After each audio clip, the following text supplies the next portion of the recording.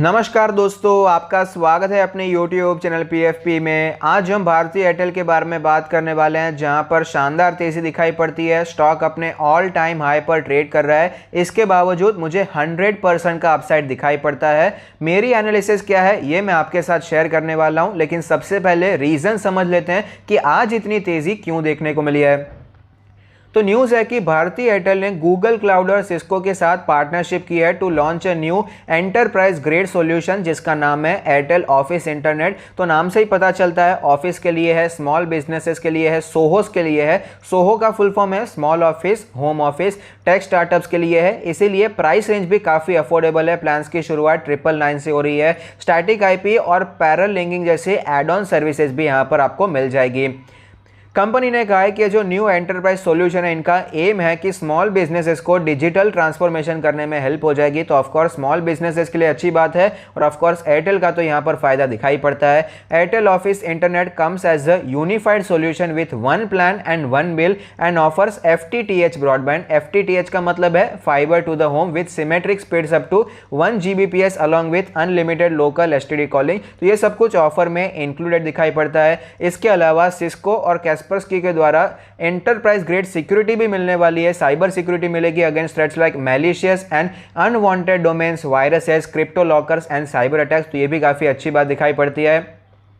Google clouds के साथ इनकी जो पार्टनरशिप है ये भी बहुत ही अच्छी बात है। एयरटेल अपने बिजनेसेस को, अपने कस्टमर्स को कॉम्प्लीमेंट्री गूगल वर्कस्पेस लाइसेंस भी देने वाला है। गूगल के जितने टूल्स हैं जो कि बिजनेसेस में हेल्प होते हैं, यूज़ होते हैं, ये सारे टूल्स भी वो प्रोवाइड करने वाले हैं। तो ये ओवरऑल न्यूज़ है जिसके कारण आपको स्टॉक में अच्छी तेज़ी दिखाई पड़ती है। स्टॉक के बारे में बात करें, भारतीय एयरटेल का लास्ट ट्रेड प्राइस है 598, जो कि 4% ऊपर दिखाई पड़ता है। इंट्राडे बेसिस पे थोड़ा सा करेक्शन देखने को मिला है। सेक्टर का PE 45 है, जबकि एयरटेल का 290 दिखाई पड़ता है। कुछ महीनों पहले अगर आपने चेक किया होता तो यहाँ पर डैश था, यानी कि कंपनी लॉस मेकिंग थी। फिलहाल कंपनी ने प्रॉफिट बनाना शुरू किया है। 3,28,000 करोड़ की दिग्गज मार्केट कैप है। प्राइस टू बुक रेशियो 3.24 है। Average delivery 44%। Dividend yield totally 0 नजर आता है। फाइनेंशियल ट्रेंड के बारे में बात करें, रेवेन्यू कभी भी प्रॉब्लम नहीं था। प्रॉब्लम हमें यहां पर प्रॉफिटेबिलिटी पर दिखाई पड़ता था। 2021 में कंपनी को बड़ा लॉस देखने को मिला। हालांकि लॉस आधे से भी कम हो चुका है, लेकिन ऑफ कोर्स 15,000 करोड़ का लॉस 2021 में दिखाई पड़ता है। स्टॉक के चार्ट पर आप देख सकते हैं 620 के लेवल से पहले भी स्टॉक रिटर्न हुआ है। 500 पर, 525 पर सपोर्ट लिया, कॉन्सोलिडेट किया, कई महीनों तक कॉन्सोलिडेट किया और वापस स्टॉक में तेजी देखने को मिली। आज भी स्टॉक 620 के आसपास गया, लेकिन हमें इंट्राडे बेसिस पे थोड़ा सा करेक्शन देखने को मिला है। 600 के नीचे स्टॉक आता हुआ नजर आता है। RSI के बारे में बात करें, RSI 70 के प्लस हमें दिखाई पड़ती है। स्ट्रेंथ है भारतीय एयरटेल में। फिलहाल स्टॉक अपने ऑल टाइम हाई पर ट्रेड कर रहा है। सारे मूविंग एवरेज के भी ऊपर ट्रेड कर रहा है। वीकली चार्ट में भी आपको स्ट्रेंथ नजर आती है। वीकली RSI 60 प्लस है। मंथली RSI के बारे में बात करें तो ये भी 60 प्लस आपको दिखाई पड़ता है। तो ओवरऑल स्टॉक में स्ट्रेंथ तो होनी है, क्योंकि स्टॉक अपने ऑल टाइम हाई पर ट्रेड करता हुआ नजर आता है। अब देख पाएंगे मंथली चार्ट पर कि 2008 से पहले सब कुछ अच्छा चल रहा था, ग्रोथ वाली कंपनी थी, लेकिन जैसे 2008 का क्रैश हुआ उसके बाद यहां पर ग्रोथ देखने को नहीं मिली है। कंसोलिडेशन ही आपको दिखाई पड़ता है। सपोर्ट के बारे में बात करें तो 2008 के बाद इसका 250-300 रुपए का सपोर्ट बन गया था। रेजिस्टेंस के बारे में बात करें तो 500 रुपए के ऊपर जाना तो बहुत ही मुश्किल हो गया था। यह 450 पे ही अटक जाता था, उसके बाद आपको गिरावट नजर आती थी। लेकिन फिलहाल आप देख पाएंगे, फिलहाल 500 रुपए के ऊपर कई महीनों तक ही आपको ट्रेड करता हुआ नजर आया है। और फिलहाल ही नहीं, पहले भी गया था, ट्रेड कर रहा था, उसके बाद क्रैश आया, फिर से तेजी आई, गिरावट हुई, ये सब कुछ होता रहा है। लेकिन ओवरऑल आप देख पाएंगे कि 500 रुपए के ऊपर ही आपको सस्टेन करता हुआ नजर आता है। तो क्या ये स्टॉक आपको डबल हो सकता है, डबल होता हुआ नजर आ सकता है कि 100% के रिटर्न्स बनाकर दे सकता है? क्योंकि कंपनी तो भाई लॉस मेकिंग है। यहाँ पर मेरा भी व्यू पॉइंट यही था कि कंपनी में आपको ज़्यादा लॉन्ग टर्म के लिए निवेश नहीं करना चाहिए। अब तक मेरा व्यू यही था कि भारतीय एयरटेल में ज़्यादा लॉन्ग टर्म के लिए निवेश नहीं करना चाहिए। चाहिए तो आप रिलायंस में निवेश कर सकते हैं, टेलीकॉम में निवेश करना है, भारतीय एयरटेल को अवॉइड करना चाहिए। मेरा व्यू था ये पोजिशनल वाला स्टॉक है, नीचे आता है 400 के नीचे खरीदना है, एक्यूमुलेट करना है, 500 के ऊपर बस बेच देना है, प्रॉफिट बुक करना है। ज़्यादा लॉन्ग टर्म के लिए इसके फेवर में मैं पर्सनली नहीं था, लेकिन मेरा व्यू यहाँ पर चेंज क्यों है, चेंज कहाँ पर हुआ, इस जोन में मेरा कुछ चेंज हुआ था। मैंने आपको वीडियो बनाकर भी बताया था best stocks to buy now के वीडियो में कि यहाँ पर आप खरीदारी करने के बारे में सोच सकते हैं। व्यू पॉइंट मेरा क्यों चेंज हुआ है, अभी जो वीआई क्राइसिस है ये बढ़ती जा रही है। मेरा पहले मानना था कि वोडाफोन आइडिया को जीवन दान मिल जाएगा, लेकिन फिलहाल ऐसा नहीं लग रहा है और 2-3 दिनों से तो सिचुएशन और भी खराब हो गई है, जो कि एक और रीजन है भारती एयरटेल में तेजी का। सिर्फ वो न्यूज आई थी वो तेजी का रीजन नहीं है, ये वीआई की क्राइसिस भी एक रीजन है।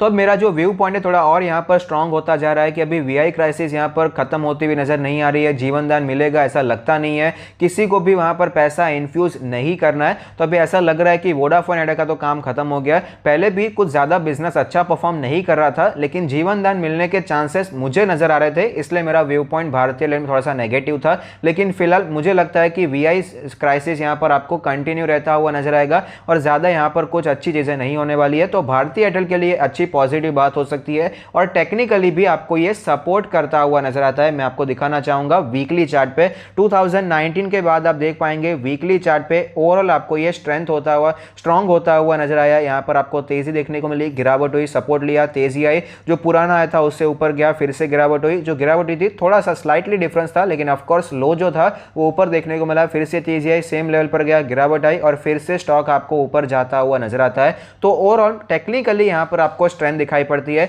और चार्ट भी काफी इंटरेस्टिंग दिखाई पड़ता है। आप देख पाएंगे कप एंड हैंडल पैटर्न बनता हुआ नजर आया है। अगर ये लेवल टूट जाता है तो इजीली आपको 1200 के लेवल्स दिखाई पड़ सकते हैं।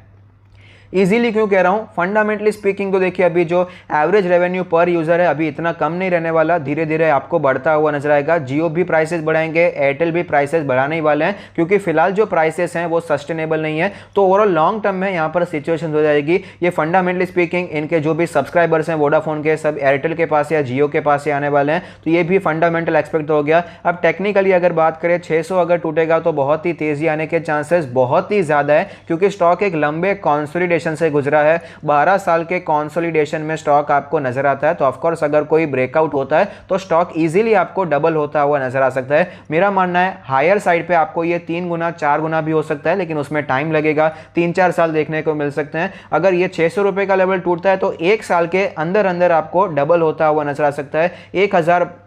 1200 का लेवल इजीली आपको अचीव होता हुआ नजर आ सकता है। तो अभी यहां पर क्या रणनीति अपनानी चाहिए, क्या करंट मार्केट प्राइस पे खरीदना चाहिए? तो ऑफ कोर्स अभी करंट मार्केट प्राइस पे बिल्कुल नहीं खरीदना चाहिए, क्योंकि अभी तक ब्रेकआउट नहीं हुआ है। अगर आप करंट मार्केट प्राइस पे खरीदेंगे तो वो तो आप भाई भगवान से प्रार्थना कर रहे हैं कि ब्रेकआउट हो जाना चाहिए। चार्ट पर अभी कोई कंफर्मेशन नहीं है, तो जब तक ब्रेकआउट नहीं होता है तब तक आपको नहीं खरीदना है। बाय चांस अगर कोई गिरावट होती है तो एज अ वैल्यू आप खरीद सकते हैं, लेकिन फिलहाल आपको खरीदेंगे तो यहां पर आपको ब्रेकआउट का आशा रखना पड़ेगा, भगवान से प्रार्थना करना पड़ेगा। बाकी यहां पर कुछ चांसेस दिखाई नहीं पड़ते हैं। तो जब तक ये 600 रुपए का लेवल विथ वॉल्यूम टूट नहीं जाता, इसके ऊपर आपको क्लोजिंग दिखाई नहीं पड़ती है, मंथली क्लोजिंग दिखाई नहीं पड़ती है, या फिर एटलीस्ट वीकली क्लोजिंग दिखाई देनी चाहिए, उसके बाद ही आपको यहां पर पोजीशन इनिशिएट करनी चाहिए। इसके बाद आप लॉन्ग होने के बारे में सोच सकते हैं। बाय चांस अगर कोई गिरावट आती है, एज अ वैल्यू अगर हम बात करें तो 550 के आसपास अगर आपको स्टॉक मिलता है तो एक्यूमुलेट करने के बारे में सोचा जा सकता है। ऑफकोर्स आपको भी अपनी एनालिसिस करनी चाहिए, उसके बाद ही कोई डिसीजन लेना चाहिए। तो अगर आपको ये वीडियो अच्छा लगता है तो प्लीज कोई फीडबैक दीजिए। Thank you, stay happy, happy investing.